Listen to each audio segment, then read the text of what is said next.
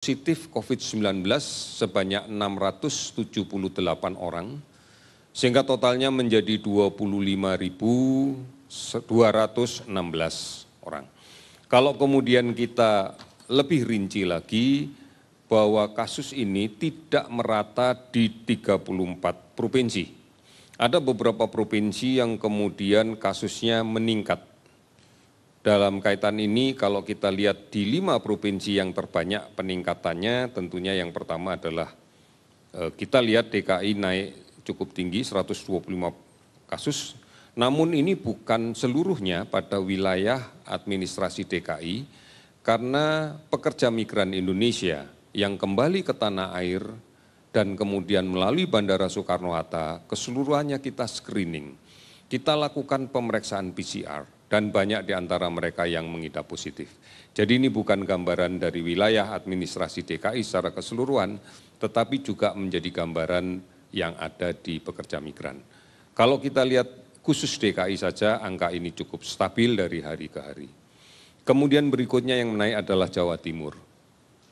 Ada 101 kasus pada hari ini di Jawa Timur, namun kalau kita perhatikan dengan angka yang didapatkan kemarin sebenarnya menurun karena kemarin adalah 171, sekarang menjadi 101. Kemudian berikutnya kita akan melihat bahwa kasus yang meningkat cukup tinggi juga adalah di daerah Provinsi Nusa Tenggara Timur. Kemudian kita juga melihat kasus yang berada di Kalimantan Selatan, kemudian juga ada beberapa kasus di Papua. Saudara-saudara, cukup banyak provinsi yang hari ini tidak kita temukan kasus positif, di antaranya adalah Aceh, Bangka Belitung, kemudian Jambi, Kalimantan Barat, Kalimantan Utara, Sumatera Barat, Sulawesi Tengah, dan Sulawesi Barat. Tidak kita dapatkan kasus sama sekali pada hari ini.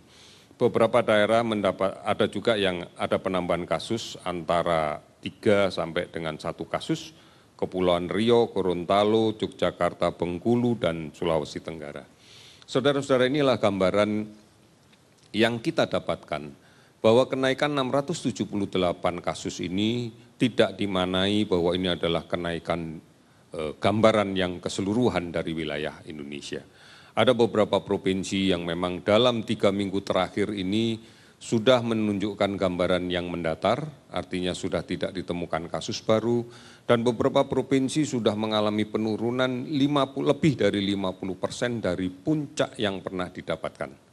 Oleh karena ini yang kemudian secara spesifik akan kita lakukan kajian terus-menerus tiap provinsi sampai dengan tiap kabupaten kota untuk bisa kita petakan seluruhan. Memang saat ini kabupaten kota yang terdampak sebanyak 414 kabupaten kota dari seluruh provinsi.